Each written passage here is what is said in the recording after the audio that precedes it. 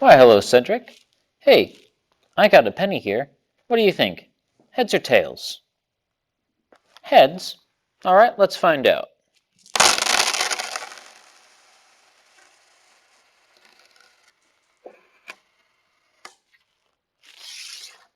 Tails.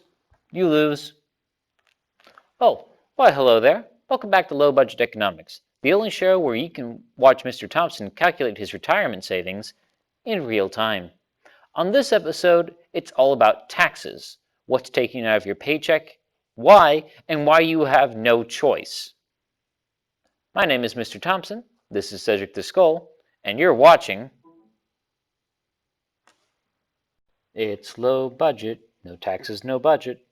It's Low Budget Economics with Cedric the Skull.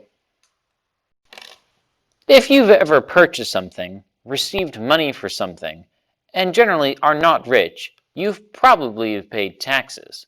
Taxes are a normal, everyday, mandatory part of life for most of us. In this episode, our main focus will be looking at how to break down a paycheck, the different aspects of it, and what's taken out for what reason. We will briefly go over what is Social Security and Medicare, and the basics of how to do a job comparison chart, where we can look at 3 different jobs, what you supposedly make, and then what you actually make. The answer may shock you. For those of you who take my class, these answers may be used on the Project Galore's assignment from last week and 2 weeks prior. Quite a few people were having trouble with this assignment, especially with the fractions, so we will be covering that in this video. If you're one of the people who don't take my class and watch these videos anyway, I don't want anything to do with your people. You frighten me. Let's go ahead and do some taxes. To the board.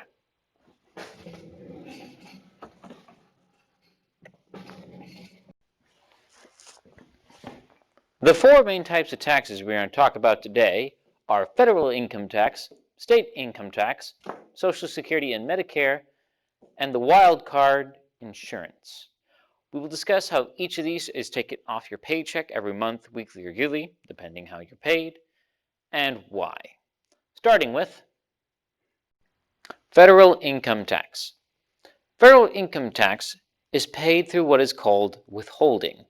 Withholding is money taken directly by your employer from your paycheck at the end of your pay period, usually monthly, yearly if you're feeling risky. This withholding is based on your allowances and your income. Allowances are basically your personal situation. If you are a single person with no children and no one else dependent on your income, you can only really make one allowance for yourself.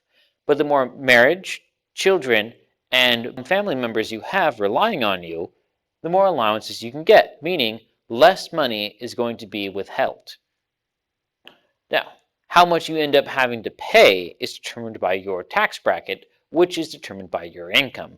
Once again, this may differ if you are married or not. Recently, the income tax brackets have changed under the President Trump's administration. I'll try to have a link to those updated ones below in the web page here. If this is on YouTube, Google it yourself. I make no promises. Finally, at the end of the year, your withholdings are used to go ahead and pay the taxes you're going to end up owing. Now, things might be different at the end of the year than the beginning. You could have made more or less money than you were expecting to. In this case, you might have paid too much or too little. If you paid too much, then you need to fill out a 1040 so you can get a tax return, which is when the government gives you that extra withholding you overpaid back. There is a chance that you paid too little, and you still need to make up that difference to the government, sending a check or a payment to the IRS. Not doing this is tax fraud, and that's illegal. And this is when people say doing their taxes, they're referring to this part. Now, oddly enough, the government actually knows exactly how much you paid and how much you still owe or need.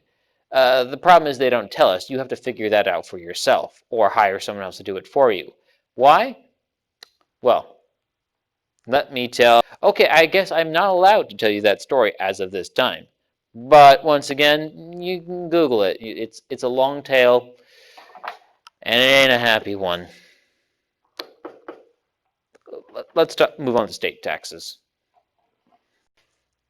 Now, state taxes, on the other hand, are a different sort of similar. For the state income tax, it is also a withheld tax for your checking account. In this case, instead of going to the federal government in Washington, D.C., it's going to your local state government to pay for state things like state roads, state fairs, state schools, and state of emergencies. In this case, the way you calculate it is you take your annual gross pay, which is equal to your taxable income minus personal exemption.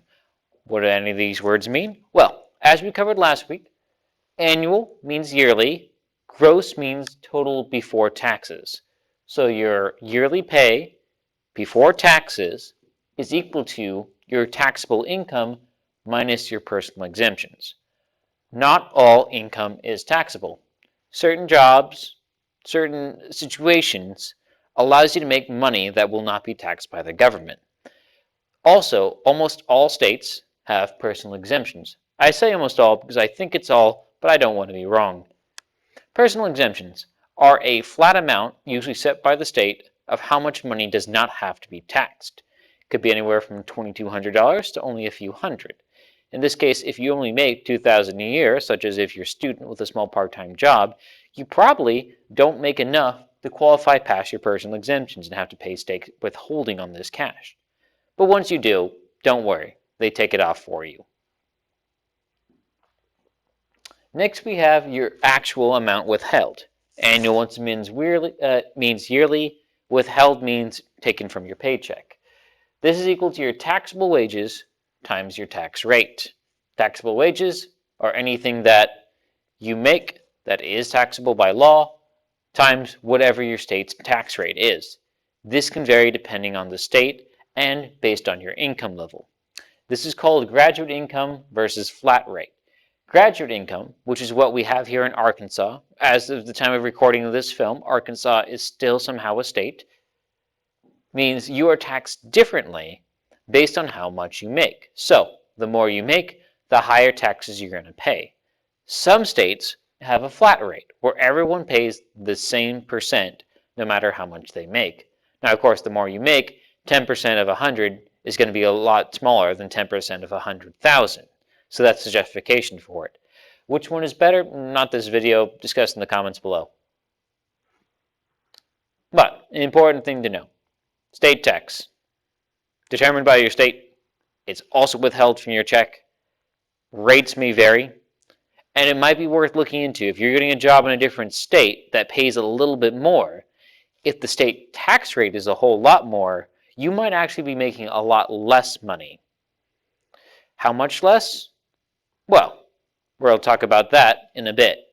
But before that, Social Security. Social Security, you can think of it like a mandatory savings account. When I asked people, do you know what Social Security is? Most of them said, oh yeah, it's that number I use for my banks or when setting up accounts or that my friend asked me for that one time. And while it is used for security, it really shouldn't be. Like, it's absolutely awful when it comes to protecting you. There's nothing protecting you at all with that number. If someone gets that number, they can take over your entire life. It's awful. We shouldn't do this. It's bad. But we're going to keep on doing this because that's what we do in this country. But what it actually should be used for is it's keeping track of a government retirement account for yourself. The way it works. Every time you get paid, 7.65% of it is taken out for Social Security and Medicare cost. This is mandatory. Once again, your employers have to take it out of your paycheck unless something weird's happening. You'll often see this under the name FICA. So if you see FICA payment, just know that's referring to Social Security and Medicare. The current tax rate, from the information I have been given to teach, is 7.65%. 6.2% of which is Social Security, and 1.45% of it is Medicare. All the money that you put into Social Security and Medicare, you get back when you turn at least 65. As of this recording, the age sometimes goes up, and retire. Once you do that, you will start getting monthly checks from the government. based on the amount that is currently in your Social Security. For this reason, it might be worth your time to pay even more than you need to. That way, when you do end up retiring, you have a much bigger monthly payment. In fact, certain companies will even match you dollar for dollar. For every $10 you put into Social Security, they will also put in $10 up to a certain amount. This is called a 401k, and I highly recommend if you're making a decent amount of money, enough that you have enough to start saving, to see if your company offers such programs. Because if you don't, and you get old, and you don't got any savings, well, then you're in a bad spot because you live in America. But speaking of America, health insurance. Before you can retire and go on Medicare, you have to get your own health insurance plan. Oftentimes, this is offered by different companies. Not all, but most, especially the bigger ones. They will offer you a group insurance plan. This is a plan available to all different employees. Not only do you have this plan offered to you, usually at a slightly lower rate than the private market, the company may even help pay for a certain percentage of it. There's also different sub-options you can choose from. For instance, for my teaching job, I had a cheap, medium, and more expensive option where I'd have to pay a monthly fee, and the local school government would help me pay for the rest of it. That way I have medical coverage at a slight discount price. Now, word of warning, just because you have health insurance does not guarantee you have coverage. Different insurance companies, agencies, and plans might cover different things. For instance, one plan might include dental, the other one might include aspirin. So if you have any prior conditions or any medical difficulties that you know run in your family that you may develop one day, it might be worth looking into, does your insurance cover the treatment or medication you would need? Because if the answer is no, and you need it, let's just say you might not find yourself in a great spot. And that will eat into your savings, meaning you can't retire, means you're going to have to work longer, which means you're going to end up paying more state and federal withholding. See, it's all connected. All connected in one big downward spiral. So, those are our four basic types. Federal income tax, which goes to the federal government, state income tax, which goes to the state, Social Security and Medicare, which goes to your personal retirement savings, and health insurance, which goes to help you preventing from going broke or dying. So, if you're not in the class, this is pretty much the end of the video. Feel free to skip to the end screen. If you are in the class, the next part of the video will be going over the jobs galore assignments, how these relate to them, and how you can calculate those amounts. If you are in the class, let's go to the other board. So, for the job galore's assignment, your objective was to take 3 different jobs, compare how much they make gross, and then calculate the taxes, subtract that to compare how much they actually made net. How do we do this? Well, let's take job 1 and do it together. So, there was 2 parts to this assignment. In part 1, you were just going to calculate the annual and monthly gross income, which I've highlighted in blue here. Part 2, which came a week later, you calculated the income tax, Social Security, healthcare costs, and finally the net income. Let's do job 1 all the way through, both parts together, so that way, if you didn't know what you were doing, or if you realize you did it wrong, you can go ahead and resubmit the assignment. So for job 1, our scenario is that this project engineer job paid $42,000 a year. So then we need to calculate the yearly income. Luckily, it's $42,000, so that solves that problem. Next, we need to find the monthly income. So 12 months in a year, 42,000 divided by 12 gets us $3,500 a month. Sounds pretty good, doesn't it? So, for part 1, job 1, I'm done. Now, let's get to the tricky part, the taxes. This is money we are going to take out of the gross. This is our withholding, starting with the state income tax. For this assignment, there's no federal income tax. We're just going to go with state. So we are going to take our gross income of $42,000, and we're going to multiply it by the income tax of 15%. In this case, 0.15, like this. You don't want to times it by 15. You want to times it by 0.15, or else you're going to get a real big number, and you're going to think you pay a lot more taxes than you do. This gives us $6,300. Social Security and Medicare, we're going to do the same thing. On your assignment, it lists them as two different amounts, 6.2 and 1.45. In this case, let's just go ahead and combine them for ease of use. So once again, 42,000 times 0.0765, and it is 0.0765. If you just do 0.765, you're doing 76%. And yes, taxes are high, but they're not that high. In this case, we get 3,213. Next, we have healthcare costs. For job 1, it says that healthcare is fully covered. We have no payments. So we can go ahead and put a 0 here.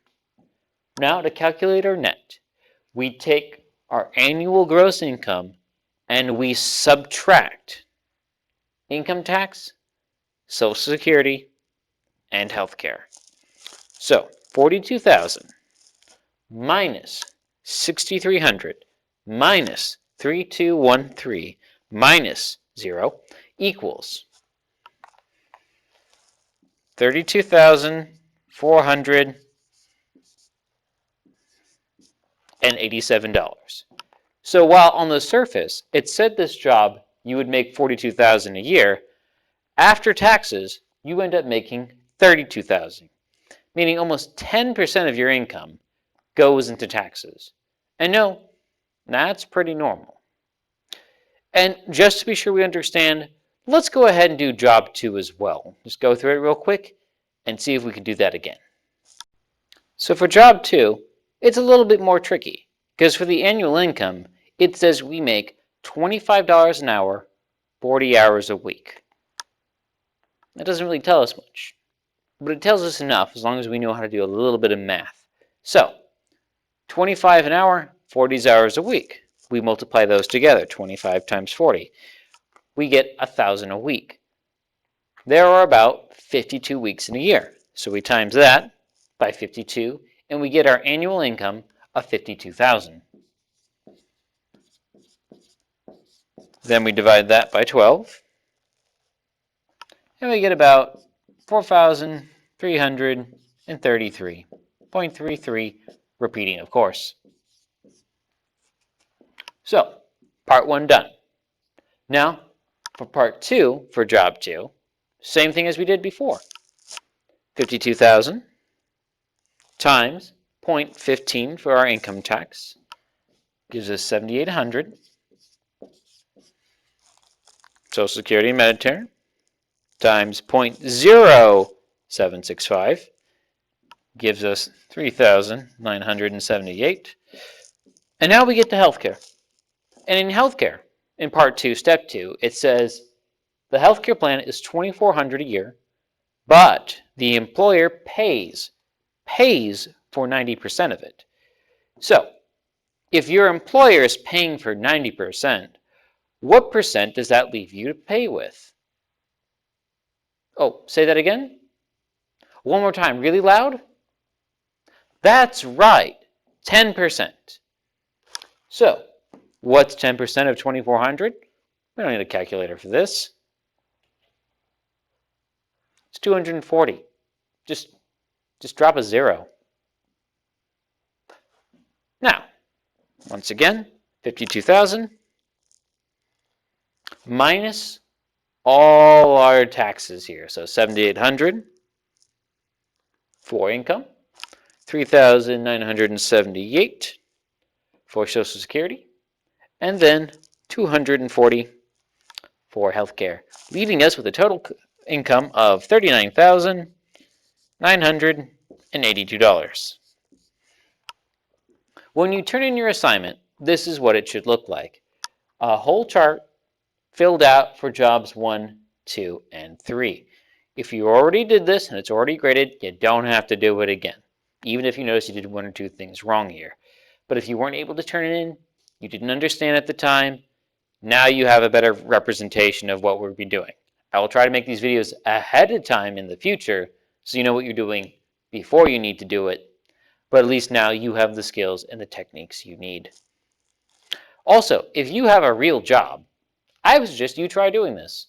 Figure out how much you make, subtract all your taxes, and see if it does come out to your netly total. Because if you don't, well, if you do, and it doesn't come out to that net total, someone might be stealing from you, and you might want to look into that. But before you accuse anyone of stealing, make sure your math is right. I'm afraid that's all we have time for today. I hope we learned a little bit about the different types of taxes we pay on our income, who they go to, and why we have no choice but to pay them. But in the end, sometimes paying taxes is a good thing. It puts money ahead for our future. It helps build the roads and schools and pays my salary. A salary I really, really need right now. Besides that, we also learned a little bit more about how to make a table chart to do some job comparison. So in the future, if you ever need to compare a couple of different opportunities, make sure to take into effect the different taxes, healthcare plans, and how much of a soul you have left. Until next time, I'm Mr. Thompson. This is Cedric the Skull. Thank you for watching Low Budget Economics. It's low budget, no taxes, no budget. It's low budget economics with Cedric the Skull.